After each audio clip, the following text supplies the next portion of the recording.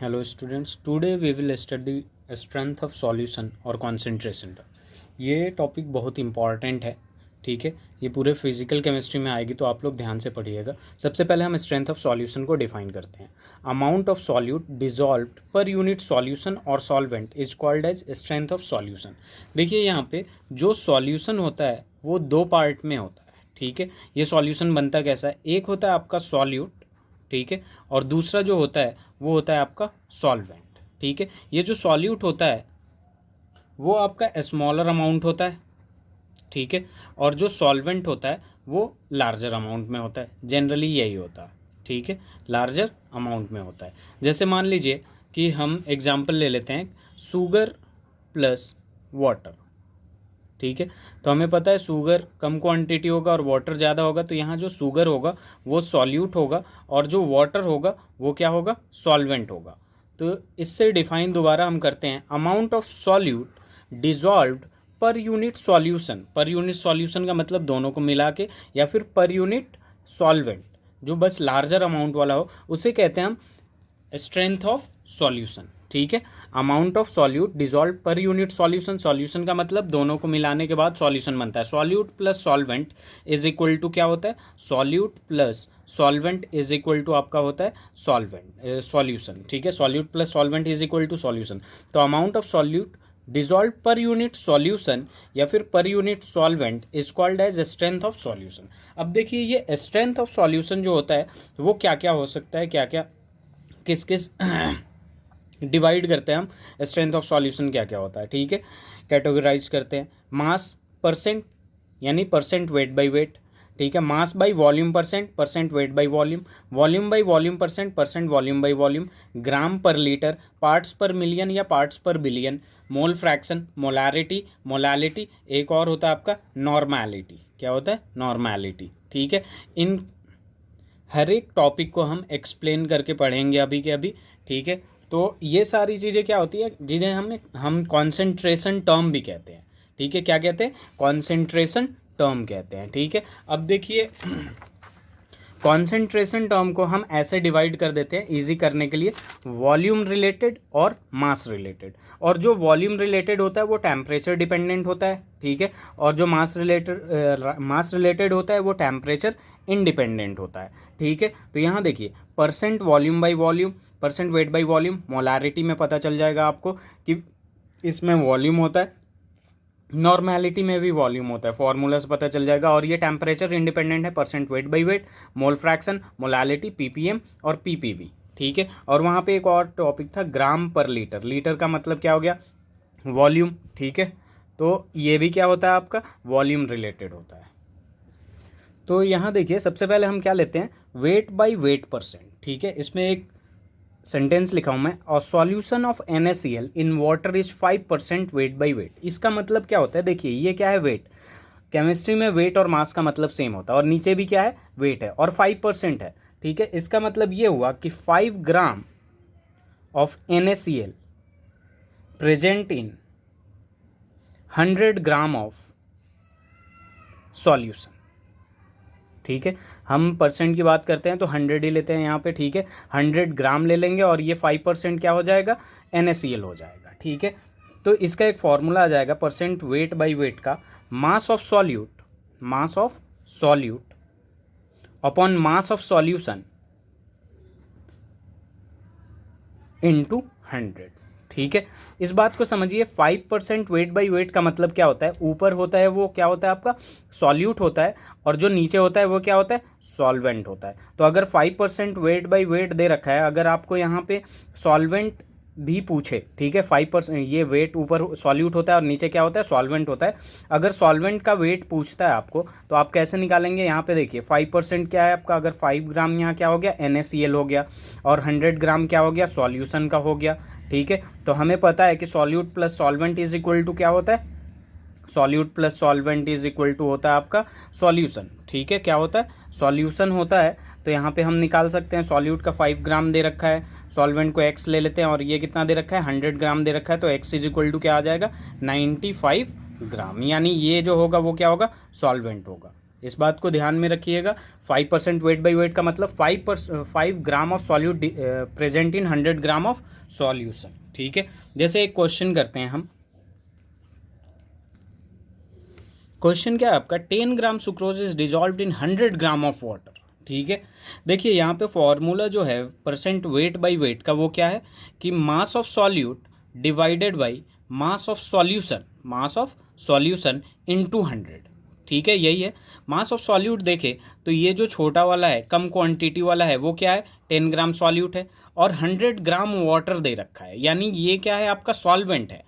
तो लेकिन हमें क्या चाहिए, सॉल्यूशन का मास चाहिए। तो दोनों को ऐड करेंगे, solute plus solvent is equal to solution. Mass of solute कितना है 10, मास ऑफ सॉल्यूशन 10 प्लस 100 कितना हो जाएगा 110, इंटू ये क्या हो जाएगा 100। तो इसे जब हम सॉल्व करते हैं तो ये कितना आएगा 9.09%। ठीक है, समझ में आया। अब आगे एक और क्वेश्चन लेते हैं। नेक्स्ट क्वेश्चन है आपका कि 10 ग्राम NaCl is present in 100 ml of solution. If density of solution is 1.2 ग्राम पर ml, find weight by weight percent. हमें क्या निकालना है, परसेंट वेट बाई वेट। इसका फॉर्मूला क्या होता है, mass of solute divided by mass of solution into क्या हो जाता है आपका 100 हो जाता है। ठीक है, अगर हम इसे देखें तो मास ऑफ सॉल्यूट यानी NaCl तो दिख रहा है 10 ग्राम। ठीक है, लेकिन मास ऑफ सॉल्यूशन गिवन है क्या, नहीं गिवन है। यहाँ पे वॉल्यूम 100 ml दे रखा है, डेंसिटी 1.2 ग्राम ml दे रखा है। तो हमें पता है कि density which is denoted as rho, density is equal to क्या होता है मास अपॉन वॉल्यूम। ठीक है, मास अपॉन वॉल्यूम यानी density of solution is equal to mass of solution upon volume of solution. तो यहाँ से मास ऑफ सॉल्यूशन निकल जाएगा आपका, mass of solution is equal to density into volume. Density 1.2 है ग्राम पर ml, और यहाँ पे जो है वॉल्यूम वो कितना दे रखा है 100 ml दे रखा है। ml से ml कैंसिल, और ये कितना आ जाएगा 120 ग्राम आ गया। ठीक है, अब ये क्या है सॉल्यूशन का मास हो गया, मास ऑफ सॉल्यूशन हो गया। तो ये इजीली अब कन्वर्ट हो जाएगा, percent weight by weight is equal to क्या हो जाएगा आपका मास ऑफ सॉल्यूट यानी mass of NaCl 10 gram divided by mass of solution 120 into 100। Sorry ये ऐसे रहेगा। अब ये कितना हो जाएगा आपका 100/12 हो जाएगा, और 4 3 12 और ये 425 तो इसको जब हम सॉल्व करेंगे तो 8.33% आ जाएगा। ये परसेंट वेट बाई वेट हो गया। ठीक है, नेक्स्ट लेते हैं हम वॉल्यूम बाई वॉल्यूम परसेंट। ठीक है, इसके लिए एक एग्जांपल ले लेते हैं हम। HCl aqueous solution is 7% volume by volume. Volume है तो हम क्या लेंगे ml लेंगे, अगर मास है तो ग्राम लेंगे। ठीक है, और देखिए यहाँ पे भी वही होता है, नीचे वाला ऊपर वाला जो होता है वो सॉल्यूट के लिए होता है, और नीचे वाला किसके लिए होता है सॉल्वेंट के लिए होता है। इसका मतलब ये हो 7% है, यानी 7 ml of solute present in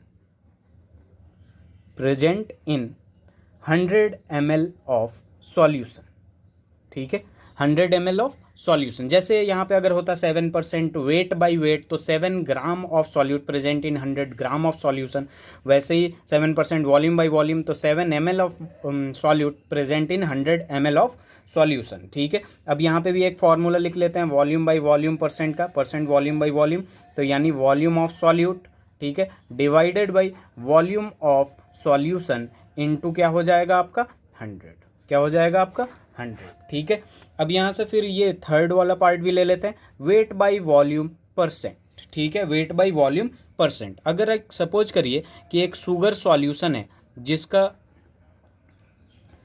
sugar solution is 3% wait by volume, wait by volume 3% है। देखिए ऊपर 3% वेट है, यानी 3 ग्राम ऑफ सॉल्यूट, क्या है 3 gram of solute present in, नीचे क्या है वॉल्यूम है, तो वॉल्यूम किसके लिए लेता है सॉल्यूशन के लिए, 3 gram of solute present in 100 ml of solution, 3 gram of solute present in 100 ml of solution. इसका भी एक छोटा सा फॉर्मूला लिख लेते हैं, परसेंट वेट बाई वॉल्यूम का मतलब क्या हो गया, वेट ऑफ सॉल्यूट यानी mass of solute, weight of solute divided by volume of solution, volume of solution into क्या आ जाएगा आपका 100।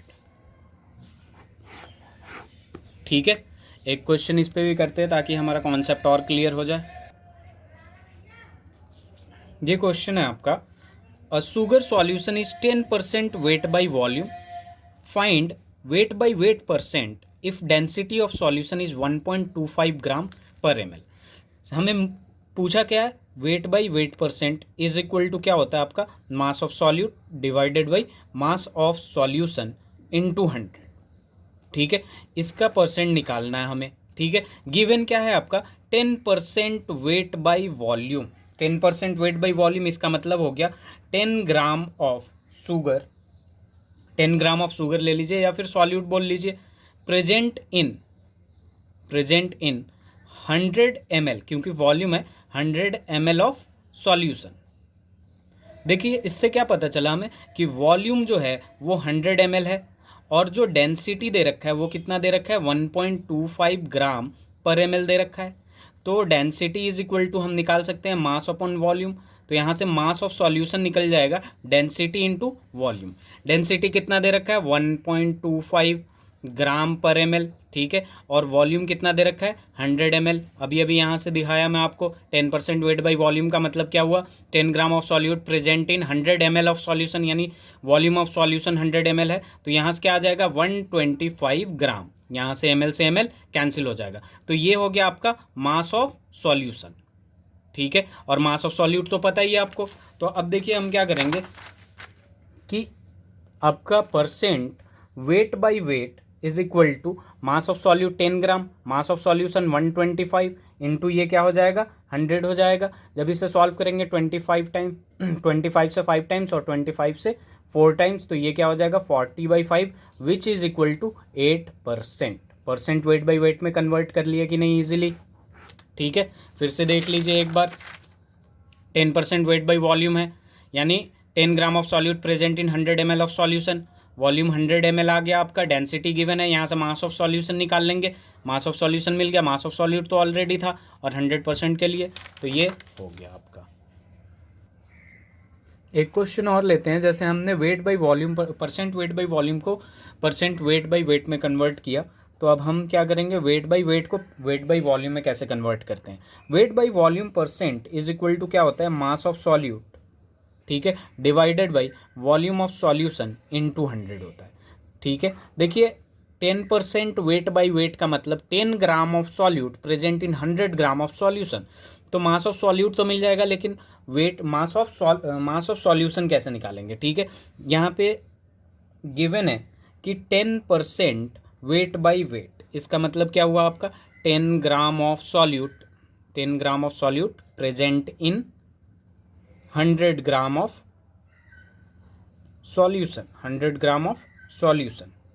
ठीक है, यहाँ पे देखिए डेंसिटी इज इक्वल टू क्या होगा, डेंसिटी गिवन है तो मास अपॉन वॉल्यूम। ठीक है, मास आपका गिवन है, ये हो गया सॉल्यूशन का मास 100 ग्राम, डेंसिटी भी गिवन है तो वॉल्यूम निकाल सकते हैं।